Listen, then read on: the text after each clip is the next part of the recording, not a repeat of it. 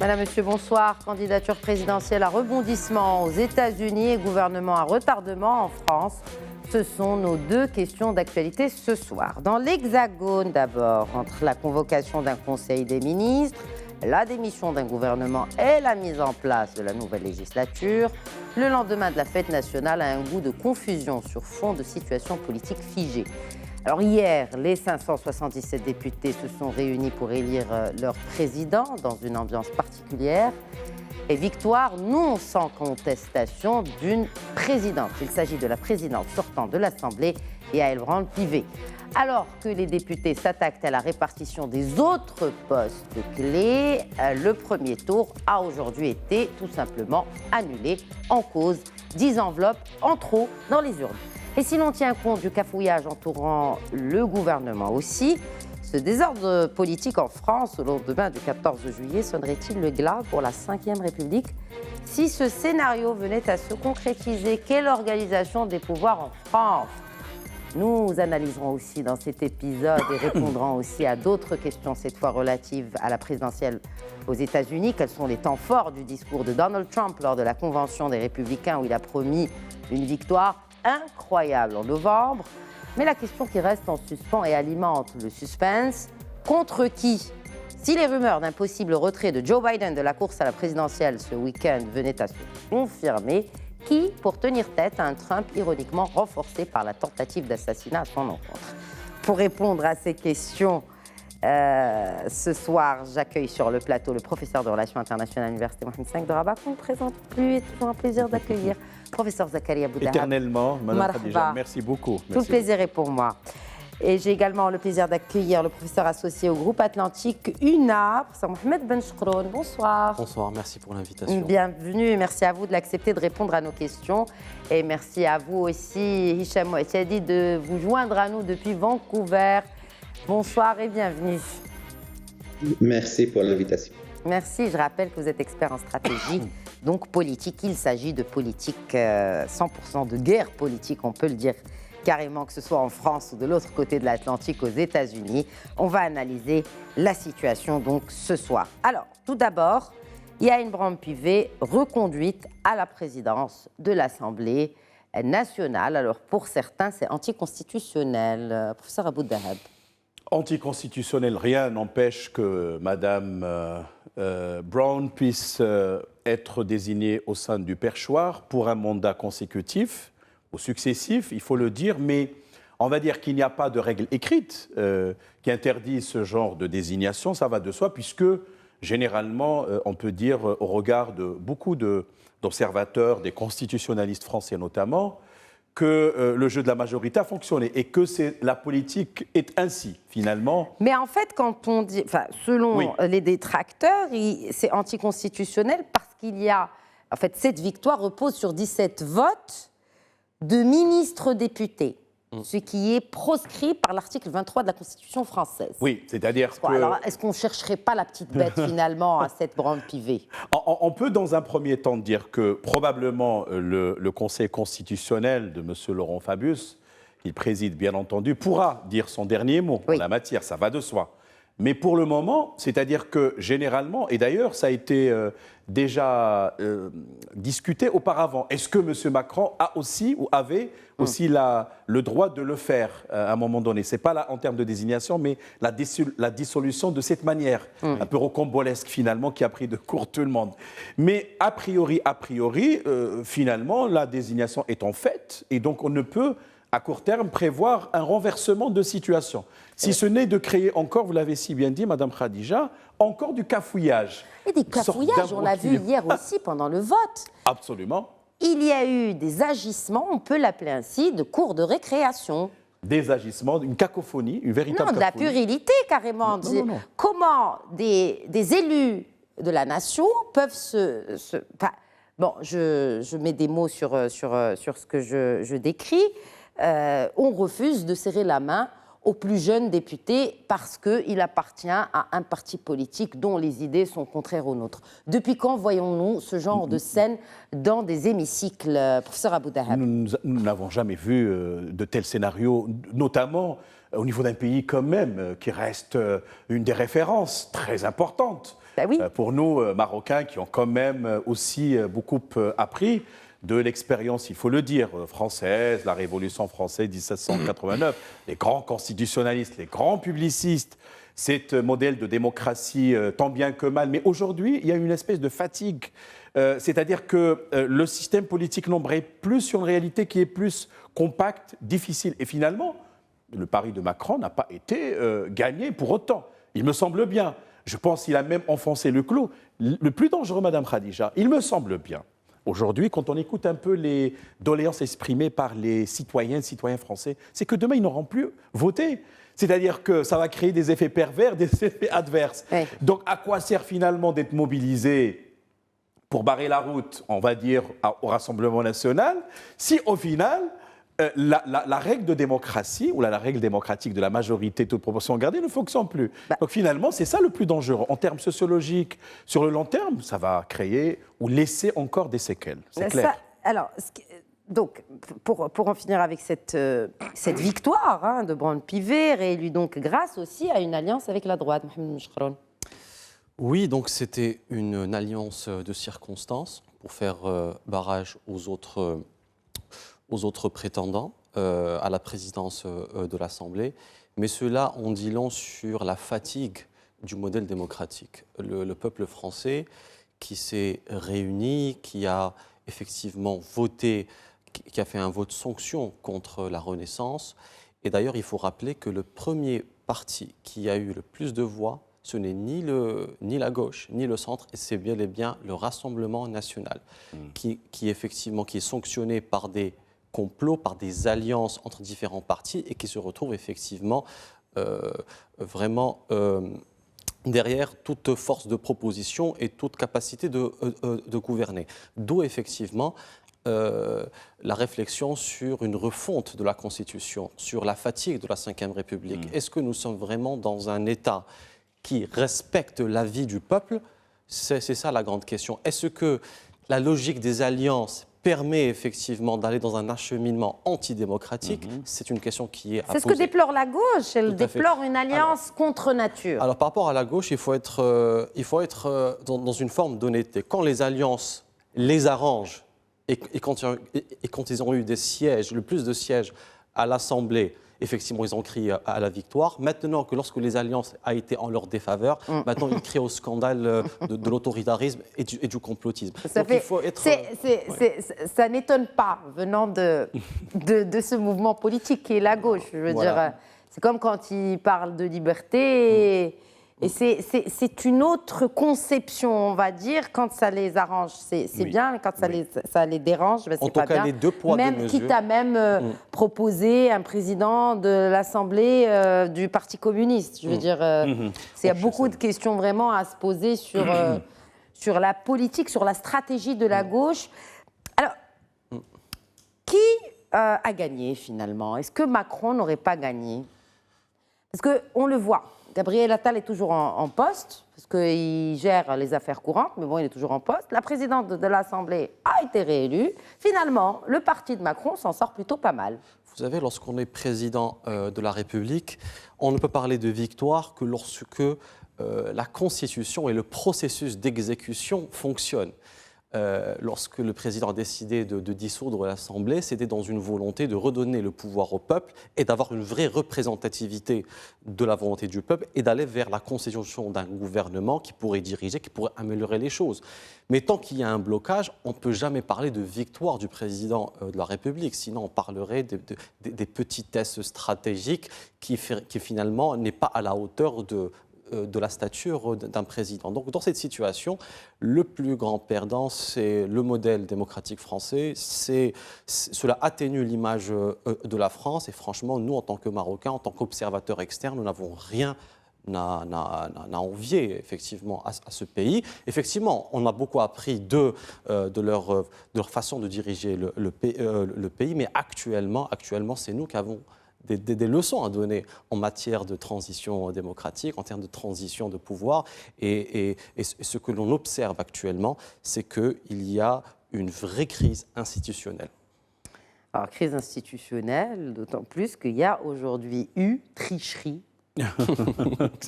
à l'Assemblée nationale. Oui. Hicham Mouattadi, d'un commentaire. 10 enveloppes entrées ont été déposées dans les urnes au premier tour de l'élection de la vice-présidence. Le vote donc est annulé et les députés vont devoir revoter. Commentaire sur ce fait divers, j'ai envie de dire, démocratique, si je peux me permettre l'analogie. Je pense que dans cet exercice en fait politique que la France vit depuis l'annonce en fait de ces élections législatives, ce modèle français en fait qui est en train de se produire depuis l'arrivée aussi de Macron à la tête en fait de la France n'épargne pas en fait cette sphère politique française de plus surprise dans celle qu'on voit aujourd'hui. Je pense que c'est une nouvelle dynamique en fait qu'on est en train d'observer de l'extérieur, qu'on est en train d'analyser, qui fait partie des règles du jeu en fait que le législatif ou la sphère législative française est en train de vivre. On va en assister à d'autres, certainement, surtout avec cette fragmentation politique que le milieu politique français vit. Je pense que c'est quelque chose d'atypique qu'on est en train de voir dans cet exercice et il faut le surveiller de près, surtout en fait, observer le processus en fait qui suivra. Alors, le processus qui suivra, certainement nous allons le suivre, mais Hicham Mouattadi, finalement, quelle est l'importance de ce poste, d'abord de président de l'Assemblée nationale et de vice-président? Quel poids et contrepoids constitue-t-il dans l'appareil législatif et dans l'appareil du pouvoir français? Je pense, et comme vous le savez aussi, le président en fait de l'Assemblée nationale en France joue un rôle central. C'est un poste très stratégique dans la structure ou l'architecture en fait du pouvoir en France et surtout dans le fonctionnement de la Chambre basse. En fait, la présidente ou le président, il dirige les débats, mais aussi il veille au respect du règlement intérieur.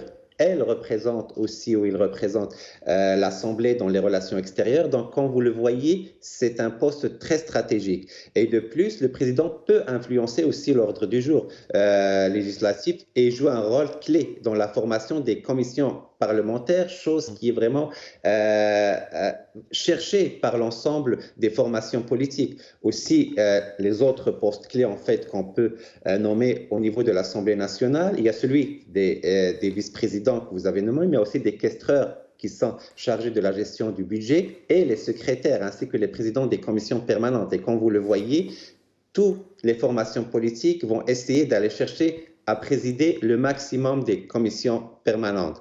Par contre, les attributions en fait se font par élection interne et souvent il y a des jeux stratégiques et aussi des alliances stratégiques qui influencent en fait cette dynamique politique à l'intérieur de l'Assemblée nationale en France.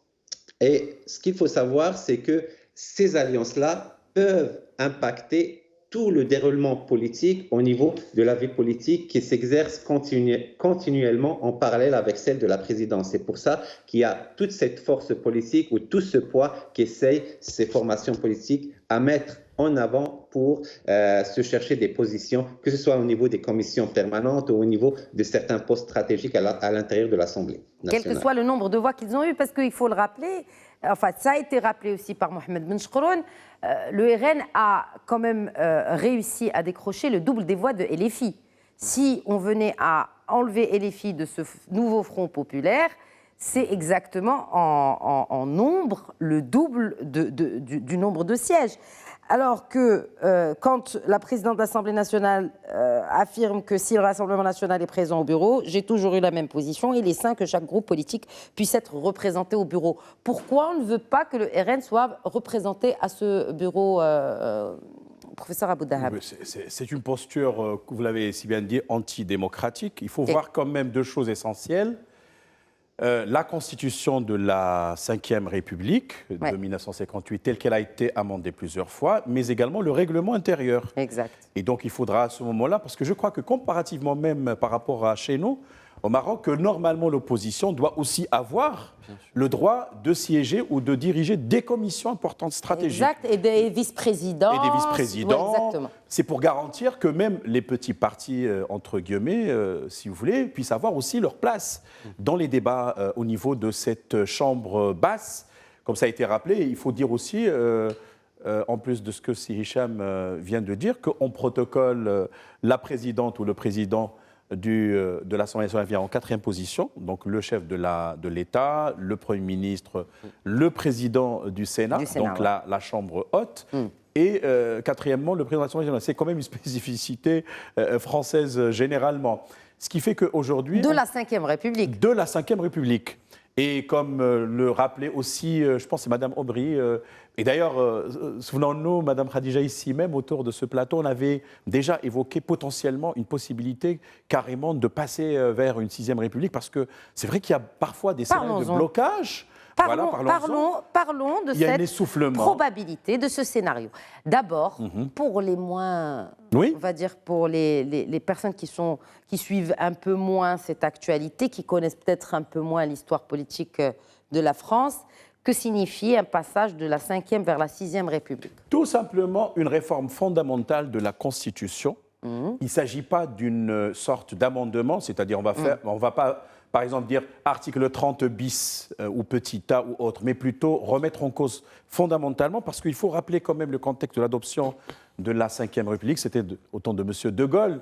Et généralement, quand on voit les constitutionnalistes français qui disaient qu'à un moment donné, déjà, on avait ce parlementarisme un peu rationalisé, ensuite on est passé au présidentialisme, c'est finalement, Mme Khadija, de dire fondamentalement quel est le statut désormais qu'on va accorder au niveau du fonctionnement des institutions politiques majeures, et donc les attributions du président. Est-ce qu'il va être toujours le détenteur relativement du monopole de la politique étrangère, ou on va passer par exemple à un régime parlementaire? Oui, le président est là avec des fonctions symboliques, mais c'est le Premier ministre désormais qui va en assurer l'essentiel. Donc tout cela, normalement, devrait être discuté au niveau d'une potentielle réforme majeure de la Constitution de 1958. Et souvenons-nous, par rapport à la réforme des retraites, lorsque le président, donc c'est un présidentialisme, c'est-à-dire un peu excessif, vous voyez, avec des pouvoirs parfois exorbitants, peut parfois contourner même l'Assemblée nationale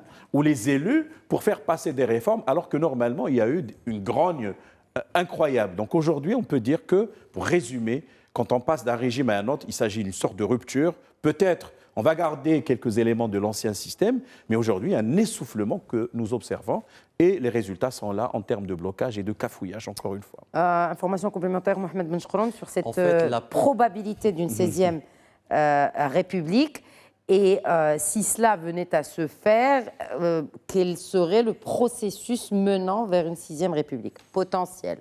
Vous savez, la 6e République, s'il y aurait ou il y aura, cela ne serait qu'un retour en arrière vers la 5e République qui a été théoriquement acheminée et constituée. Car il faut rappeler qu'initialement, la 5e République avait des configurations parlementaires. Ce n'est qu'après qu'elle est devenue un système hybride entre un système présidentiel et un système parlementaire. Et effectivement, cette 6e République, c'est un projet qui tient à cœur énormément à Jean-Luc Mélenchon et à la gauche et à la France insoumise. Et maintenant, elle revient au cœur de l'actualité suite à ce barrage, suite à ce blocage créé par le président. Parce qu'il n'y a aucun article de la Constitution qui oblige le président à nommer le Premier ministre issu du parti vainqueur des élections.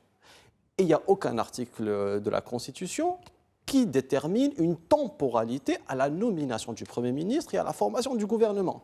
Donc cela montre bien que la Constitution telle qu'elle est actuellement ne répond plus aux besoins de la situation politique, sociale, économique du pays. Et c'est pour ça qu'effectivement, la proposition, elle est tout à fait légitime, elle se doit être reposée.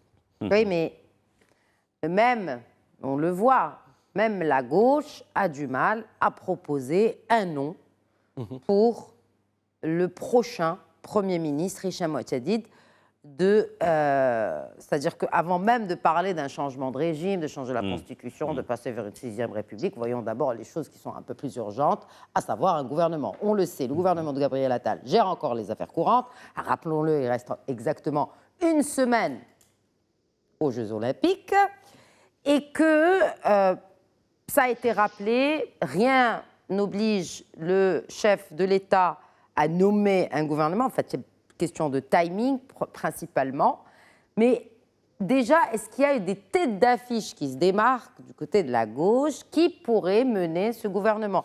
Et si oui, quelle composition de ce gouvernement? Avec qui devra composer la gauche pour former un gouvernement? Parce que là, ça ne dépend pas du chef de l'État, hein, ça dépend des partis politiques et surtout des figures. Et c'est là où, effectivement, rapidement, hein, dans ce communiqué de l'Élysée où on dit qu'il faut penser à la nation plus qu'à la personne et aux ambitions personnelles. Et là, il faut vraiment se poser la question où s'arrête la responsabilité du chef du parti et où commence son ambition personnelle. Je pense que vraiment c'est une question délicate et c'est une situation très fragile que la France vit en ce moment par rapport à cet exercice politique. Pourquoi? Parce que la vision en fait, qui accompagnait en fait la campagne électorale est différente de celle qui va venir après en fait la Constitution, que ce soit des institutions politiques, etc. On a vu qu'il y avait quand même une coalition soudée entre les partis de gauche avant ou pendant la campagne électorale, mais directement après l'annonce des résultats ou directement après le fait de mettre en place les actions concrètes au niveau institutionnel, là, il y avait des clivages politiques, en fait, qui sautent ou qui submergent au niveau des discussions. Comme vous le savez, au niveau des divergences idéologiques, même au sein du mouvement populaire ou des partis de gauche, ils n'étaient pas capables de se mettre d'accord sur qui va les représenter au niveau, en fait, des discussions ou au niveau comme candidat proposé au niveau du chef du gouvernement. Et cela est dû à des divergences par rapport à des dossiers, notamment au niveau de l'économie, les politiques sociales, mais aussi de l'immigration. Et ces divergences, elles reflètent les différentes courants de la pensée au sein même de la gauche et compliquent la formation d'une coalition unie et efficace, ce qui complique la situation, que ce soit au niveau de la dynamique politique que les Français vivent, ou bien même pour les institutions politiques de la France qui sont prises entre cette dynamique qui est tendue entre les différentes formations politiques. Justement, dernière question au sujet de cette situation inédite, on peut le dire, hein, en France. Peut-être en attendant une prochaine dissolution, parce que rappelons-le aussi, la Constitution donne le droit au chef de l'État de dissoudre l'Assemblée nationale dans un délai d'1 an après la première dissolution. Donc peut-être qu'il y aura une deuxième dissolution avant les présidentielles. Mais en attendant, est-ce que vous pensez qu'en attendant, après, il y aura un gouvernement après les Jeux Olympiques? Ou si la situation perdure, quelle serait l'issue? Là, le chef de l'État a une certaine marge, il faut le dire. Rappelons quand même que le Nouveau Front populaire est une coalition, on va dire, un peu hétéroclite. La France insoumise, les écolos, les Verts, Parti socialiste, Parti communiste, etc. Mais est-ce qu'elle est solide? Est-ce qu'elle est fragile? D'ailleurs, je ne pense pas que tous les partis ou les éléments constitutifs de cette coalition aient les mêmes démarches opérationnelles sur le plan de la tactique. Et là, surtout, je vise le Parti socialiste, qui a quand même une certaine tradition, qui dit que peut-être que moi, j'ai une certaine légitimité historique, etc. Mais probablement, qui sait, peut-être le Nouveau Front populaire saura proposer une candidature commune, du moins un consensus, pour proposer un an pour gérer cette transition, colmater les brèches. Parce que politiquement, il faut le dire que la France aujourd'hui est sur le fil du rasoir sur le plan politique, parce qu'il y a des échéances, non seulement française, mais européenne et mondiale avec les élections américaines. Nous y reviendrons. Je crois que la voie la plus sage serait de proposer ou d'élire ou de désigner quelqu'un issu. Alors que ce soit, bon, ça m'étonne, M. Mélenchon, mais pensons aux autres d'ailleurs. Qui je ne sais pas, ce pourrait être une représentante du Parti des Verts, ce pourrait être... Mais cela, c'est resté à la discrétion de M. Macron. Mais, il faut le dire, comme je l'ai dit, Mme Khadija, aujourd'hui, les Français parlent de la macronerie. Ils parlent de ce courant-là politique, c'est-à-dire un peu le complot, c'est-à-dire un peu la dissimulation, les simulacres, etc. Peut-être tactiquement, sur le court terme, le moyen terme, M. Macron a gagné, mais sur le long terme, les fractures vont s'aggraver. Il me semble, les clivages vont un peu s'approfondir dans une société qui est déjà fragile parce que les problématiques majeures qui ont été discutées, l'inflation, le pouvoir d'achat, la question des réformes de la retraite, etc., etc. Mais franchement, aujourd'hui, la situation, elle risque d'être explosive. Vous savez, du moment que Emmanuel Macron, le président, n'est pas dans l'obligation de nommer un Premier ministre issu du Front populaire, ils peuvent penser à créer un gouvernement d'une majorité relative constitué d'un front républicain qui sont la Renaissance et les Républicains, avec les Républicains. Car l'élection de la présidente de l'Assemblée nationale était liée à une stratégie de coalition et de vote macroniste et aussi des Républicains. Donc à l'avenir, on pourra avoir ce scénario, mais quels que soient les scénarios possibles, il y aurait toujours un blocage, car nous avons effectivement 3 blocs qui ont quasiment à des sièges similaires, à des sièges différents ou de différence, donc qui pourraient effectivement ne pas appuyer les projets de loi des gouvernements. Donc nous sommes dans un blocage effectif réel qui peut nous acheminer vers un gouvernement apparent, mais sur le fond, il n'y aurait pas d'avancée de grandes réformes structurelles que la France en a tant besoin. C'est pour ça que l'on peut déjà envisager. Pourquoi j'ai parlé d'après les Jeux Olympiques? Parce que juste après, il faudra voter le budget. Absolument. Et là, c'est la grosse question. Qui va proposer un budget pour qu'il soit voté? Est-ce qu'il va passer à l'Assemblée nationale tel quel, avec les clivages et polarisation vraiment entre les 2 blocs et les 2 extrêmes, disons-le, comment envisager qu'une loi de finances pourrait passer en octobre prochain? C'est là où il y a le plus grand problème, parce qu'un budget est proposé sur une base idéologique et de promesses de campagne. Or, comme nous avons 3 grands blocs qui ont des idéologies non cohabitables, donc c'est pour ça que je vois mal un budget ou une réforme ou une proposition de loi qui pourrait passer. Surtout que les promesses côté gauche, effectivement, elles étaient on ne peut plus ambitieuses. C'est la raison pour laquelle j'ai cité la question. Il serait sage d'avoir quelqu'un du nouveau Front populaire. Il y avait l'arc républicain, etc. C'est quand même, ils se sont renforcés mutuellement, mais tactiquement pour débloquer, au moins avant les élections présidentielles 2027, il serait, à mon sens, plus sage de leur donner cet avantage relatif afin de débloquer la situation. Sinon, ça va être ingouvernable. Non, mais est-ce que le nouveau Front populaire est déjà gouvernable? Il y a déjà des divergences, même idéologiques, au sein même de cette même coalition qui est le NFP. Alors, en tout cas, ça me permet de faire la transition vers la deuxième partie de l'émission, parce qu'il y a un point en commun aujourd'hui entre la France et les États-Unis, c'est cette polarisation de la société. C'est cet écart qui se creuse entre les 2 idéologies de gauche et de droite, la gauche qui tend vers la gauche radicale, la droite qui tend vers l'extrême droite.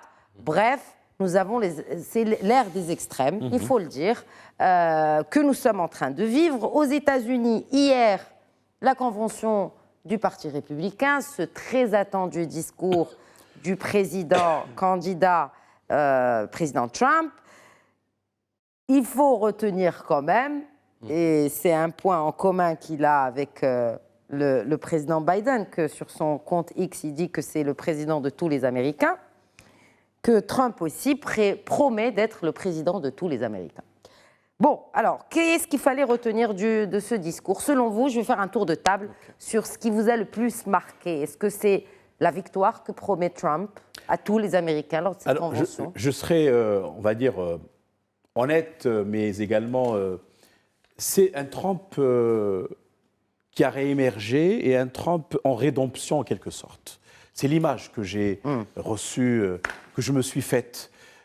Plus serein, plus décidé, avec une démarche plus ancrée, si vous voulez, plus précautionneux en termes de termes utilisés. Mais il est sorti du texte qu'on lui avait préparé. Hein. Oui, mais... Il a évoqué Hannibal, du silence des agneaux. Oui. Il n'est pas... il n'a pas lu son texte. Alors là, il est un peu sorti quand même un peu du texte déjà préparé par ses équipes. Cette image qui a galvanisé tout le monde, il faut le dire, bon, surtout les Américains, je le sais. Oui. Mais regardons, quand il cite Dieu, God, quand il cite... Et déjà, il faut dire que les républicains restent conservateurs. Oui. Ceci dit, l'image que je me suis faite de lui, c'est un président qui a bien tiré les leçons du passé, d'un premier mandat, et ça va être inédit dans l'histoire politique états-unienne. C'est-à-dire, c'est son successeur, son prédécesseur. Potentiellement, s'il est réélu. Les jeux ne sont pas pour autant faits totalement. Oui. Mais je peux dire aujourd'hui que c'est un enjeu décisif pour lui. Et je crois la tentative, comme a dit, la tentative d'assassinat de M. Trump le favorise peut-être davantage, le montrant un peu plus un président qui renaît de ses cendres. Il a frôlé la mort de justesse, véritablement. Et comment aujourd'hui, quand par exemple il va pour faire l'accolade à sa petite fille, et en désignant aussi son vice-président, jeune, décidé, etc. Je crois qu'il y a une nouvelle image aujourd'hui que le monde se fait de M. Trump après notamment cette tentative d'élimination samedi dernier. Je suis celui qui va sauver la démocratie, acclamé Donald Trump hier. Hicham Chadid, vous êtes à Vancouver. Je crois que vous avez dû suivre, vous n'avez pas dû rater une seconde de ce discours, certainement. Toute l'Amérique et non la moitié. Est-ce que l'Amérique est sauvable encore, comme le promet le président Trump? Sauvable, je pense que oui, en termes institutionnels. Maintenant, en termes c'est-à-dire de dynamique politique à l'interne, il y a toujours cette distance en fait politique entre les deux clans, mais les deux candidats à la présidentielle essayent de mener un discours en fait rassembleur, surtout après la tentative contre Trump la semaine dernière. Ce qui est différent, c'est que au niveau du discours en fait de Trump, c'est que on le juge comme il l'a mené avec un temps 2.0, mais avec des thèmes 1.0 classiques en fait aux républicains. Maintenant, est-ce qu'il a réussi son discours rassembleur? Je pense que cette énergie qu'il a accompagnée depuis la semaine dernière, ça l'a avantagé et aussi ça l'a mis en avant en fait, que ce soit au niveau médiatique, au niveau politique, notamment parce que les démocrates vivent une situation un peu atypique, surtout par rapport à la candidature de Biden. En parlant de candidature de Biden, là, il a quand même il a communiqué sur les rumeurs, il a commenté, les rumeurs d'un retrait de Joe Biden de la course à la présidentielle. Il a dit qu'il était prêt pour continuer et envers et contre tous, finalement. Il veut continuer sa campagne. L'avenir nous le dira, mais l'avenir très proche. On le verra certainement d'ici dimanche. Mais avant, qu'est-ce qui a changé dans le discours de Trump, selon vous, Mohamed Benchkroun? Est-ce que c'est le Trump de 2017, de 2018, de 2019? Qu'est-ce qui a changé finalement dans ce discours anti-immigration, climato-sceptique? Alors, si vous me permettez, on va faire une petite analyse tant sur le fond que sur la forme. Alors, on va commencer sur la forme.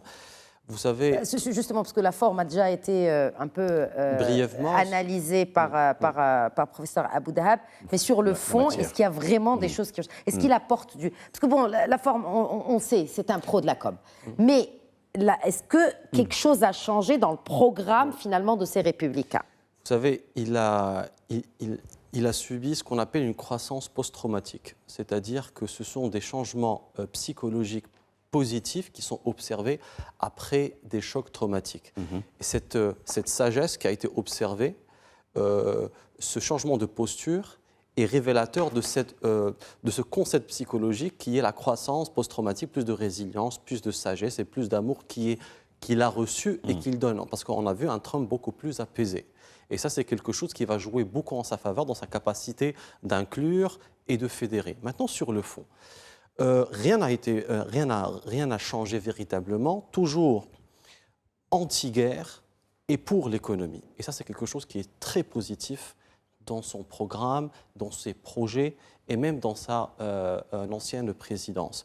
Il demeure toujours anti-iranien. D'ailleurs, il soupçonne que l'attaque a été manipulée par les services secrets iraniens. Aussi, il a mis en avant la problématique de l'inflation qu'il souhaite résoudre en augmentant le taux directeur. Mais aussi, il n'a pas été très honnête en parlant aussi du fait qu'il y ait le plein emploi aux États-Unis actuellement. Donc lorsqu'on a le plein emploi aux États-Unis, naturellement, du fait de la consommation et de la demande, il y a une hausse inflationniste. Il a parlé aussi qu'il est anti-écologie, anti-voiture électrique, il est pour la voiture à essence, donc il est pour un retour, donc c'est une forme de conservatisme industriel, il est toujours pro-conservateur et anti-libéral, surtout dans sa relation avec la Chine, donc il va adopter des mesures protectionnistes pour protéger l'industrie locale américaine. Donc c'est un Trump qui n'a pas beaucoup changé sur le fond, Madame Yahsan, par rapport à votre question, mais sur la forme, si. Donc, oui. Une sagesse supplémentaire, beaucoup plus tempérée, et ça va jouer beaucoup en sa faveur dans sa prochaine élection. Biden sur le point donc de continuer contre l'avis de plusieurs analystes, même des proches du président qui ont affirmé qu'il envisageait ce retrait de la course sans toutefois appuyer la candidature de sa vice-présidente, auquel cas il se retirait, ce serait donc peut-être Kamala Harris, Hicham Mouachadid. Pourquoi un président sortant s'acharne-t-il autant ? Je pense parce que, comme vous le savez, ce n'est pas très facile de rassembler à l'intérieur d'un même parti, en fait, les voix envers un seul candidat qui va les représenter. Notamment qu'il y a cette question de timing, du temps, qui n'aide pas le Parti démocrate à se positionner ou à choisir rapidement un nouveau candidat qui va le représenter. Maintenant, avec toute cette fragilité que le Parti démocrate vit, il y a trois noms en fait qui ressortent souvent dans les médias. Comme vous l'avez mentionné, il y a la vice-présidente Kamala Harris, mais il y a aussi le secrétaire au transport des États-Unis depuis le 3 février 2021, qui a à peine 42 ans. Et de l'autre côté, il y a Elizabeth Warren, qui est vice-présidente du groupe démocrate au Sénat, mais qui a 75 ans. Maintenant, si jamais Biden se retire, ils seront menés à choisir entre ces trois cartes qui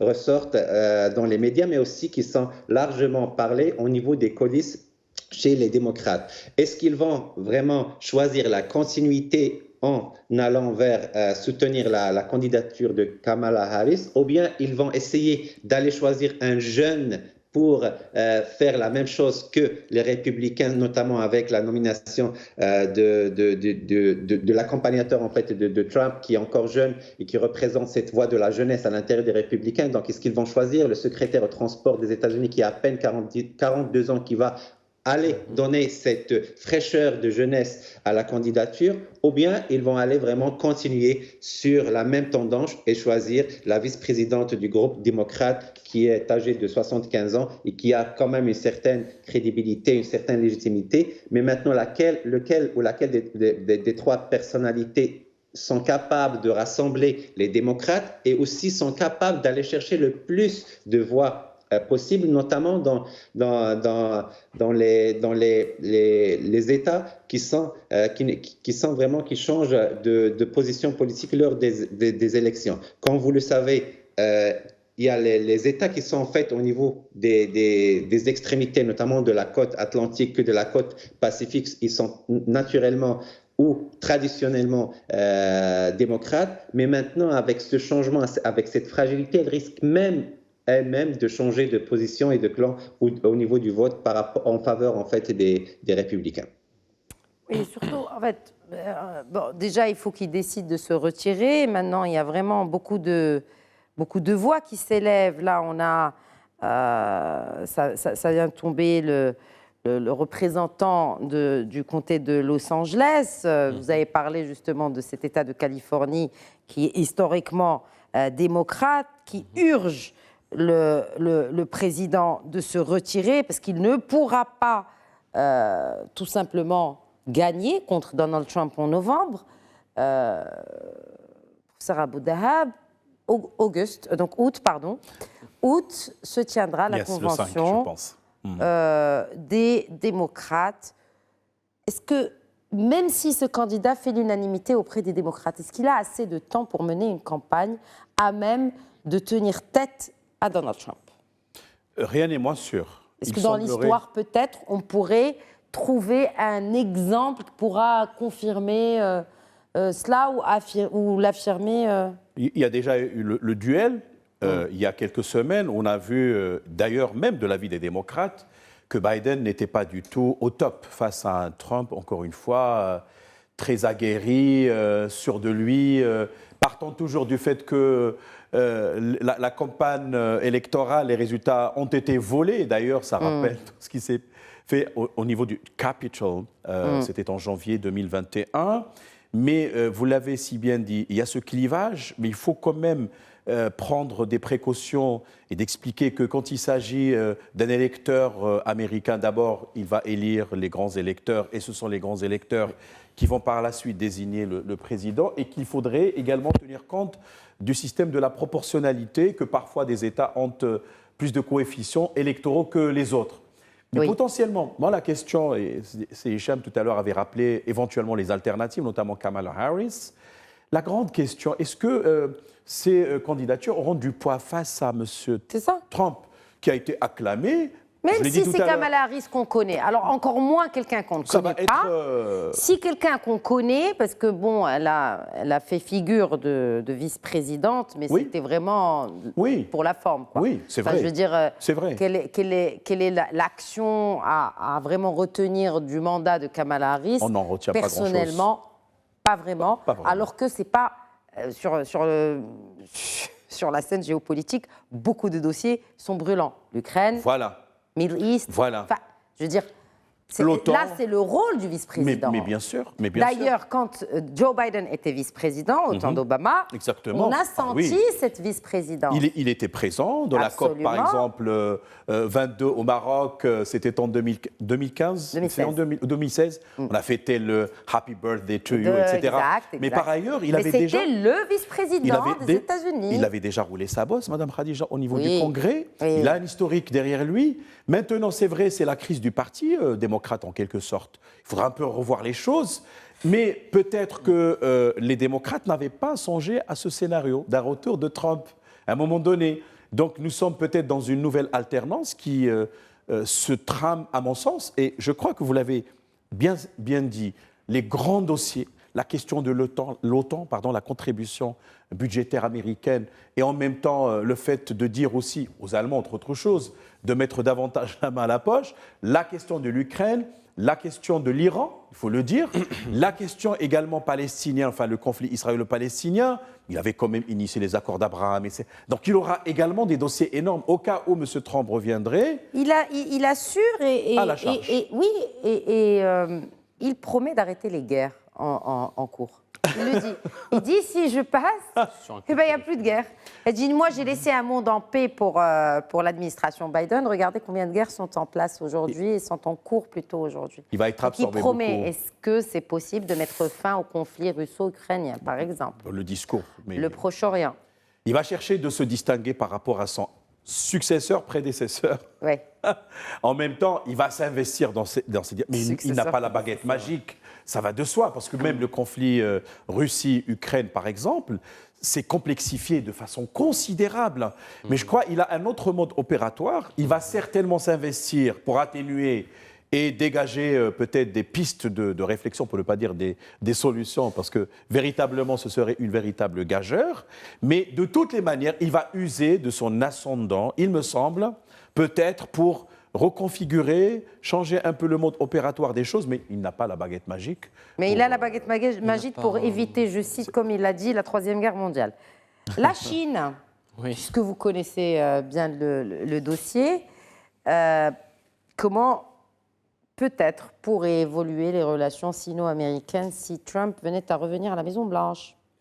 Vous savez, rien ne changera parce que ce n'est pas une question de président qui achemine et qui conditionne les relations sino-américaines, mais c'est plus on une peut se souvenir quand stratégie même de des l'État. décrets qu'il avait émis, et notamment pour taxer les produits chinois. Vous vous en souvenez? Oui, bien sûr. Ce que je voulais vous dire, c'est que ce soit sous Trump, où il avait initié le trade war dans un but de rétablir les équilibres commerciaux entre les États-Unis et la Chine, car rappelons-le, la Chine reste très avantageuse, elle reste très avantagée dans cette relation, elle est dans un rapport très excédentaire dans sa relation sino-américaine, mais en fait, Joe Biden n'a pas tendu sa main vis-à-vis de la Chine. D'ailleurs, récemment, peut-être c'est Vance qui le ferait, peut-être que c'est son vice-président. On connaît ses positions sur la Chine. Oui, alors effectivement, récemment, Joe Biden a taxé à 100% les voitures électriques chinoises. Donc c'est pour ça que je vous dis que ce n'est pas une question de président, c'est une question de stratégie de l'État.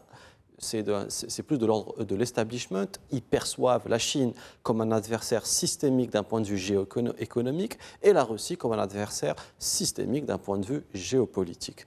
Donc, sur le fond, je ne pense pas que l'élection du président conditionnerait ou changerait quelque chose dans la relation conflictuelle et qui irait vers une ascension beaucoup plus rude, surtout par rapport au cas taïwanais, qui est un cas très épineux dans la relation sino-américaine. Taïwan, le Xi Jinping devient de plus en plus belliqueux dans une volonté de résoudre le problème de façon rapide. On sent une impatience de la part du président Xi Jinping. Et donc je pense que l'avenir n'est pas dans l'apaisement dans la relation sino-américaine, d'autant plus que la Chine devient de plus en plus influente géoéconomiquement par rapport à ces grands groupes leaders dans le monde qui permettent d'assainir et d'améliorer même le soft power chinois, qui était initialement une faiblesse de la Chine dans son influence mondiale. Donc c'est quelque chose qui sera une des affaires importantes pour Trump potentiellement, mais dans la guerre ukraino-russe, vous avez dit qu'il n'a pas la baguette magique, mais il a la volonté politique. Et je pense que lorsqu'on a une volonté de changer, en tant que président des États-Unis, on peut aller vers des négociations. Il peut décider de ne plus armer, par exemple, l'Ukraine, et cela pourrait effectivement être une volonté dissuasive dans la capacité à résoudre le conflit. Contrairement à Joe Biden, qui n'a pas de volonté de résoudre le problème et qui continue effectivement à allumer la guerre. Donc c'est quelque chose, de mon point de vue, la situation qu'aura les États-Unis avec la Chine et la Russie. Hicham Achadi, un dernier mot sur cette guerre politique qui s'annonce très chaude pour les 4 prochains mois. Ouais, je pense que, comme vous le savez très bien, la culture américaine, c'est une culture qui s'inspire à la fois du show politique, mais aussi de la dimension spirituelle et religieuse, notamment chez les démocrates. Mais quel que soit en fait le clan, c'est-à-dire le président, le candidat, le futur candidat doit être capable d'administrer ou d'orchestrer sa présence auprès des électeurs à partir de ces 3 piliers ou les 2 piliers qui s'inspirent de la dimension spirituelle religieuse, mais aussi du show de la politique américaine. Je pense que jusqu'à certains points, Trump réussit vraiment à mener un discours qui s'inspire des valeurs américaines, qui essaie vraiment de profiter aussi des situations et des occasions, notamment en mettant en avant sa dimension, sa compétence du marketing politique, afin d'aller s'imposer, marquer des points et aussi essayer d'affaiblir l'adversaire. Maintenant, je pense que chez les démocrates, il y a cette perturbation politique contextuelle. Est-ce qu'ils vont être capables de la cadrer et s'en sortir rapidement? c'est des questions qui se posent parce que jusqu'à présent, on constate qu'il y a une certaine hésitation politique à l'intérieur de ce clan démocrate, notamment cette concurrence entre les sous-clans menée, notamment, on a vu comment la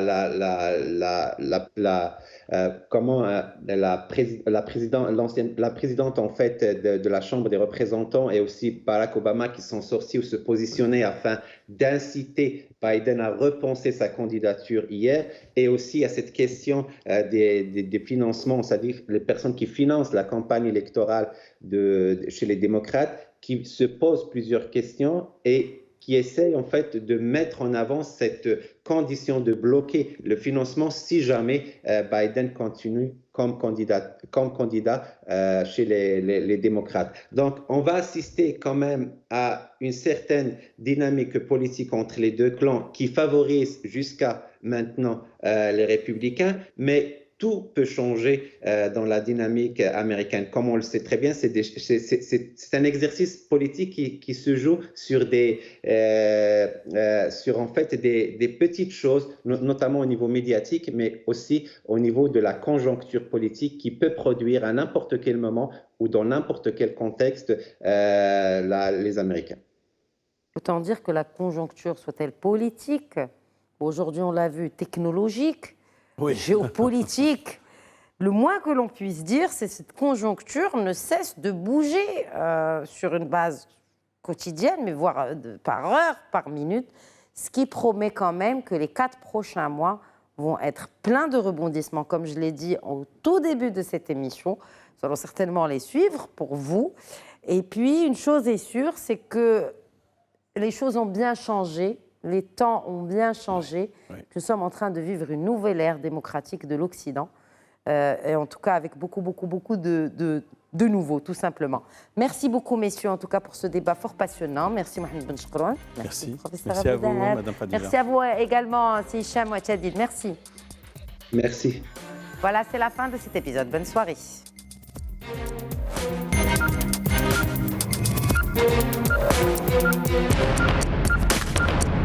Thank you.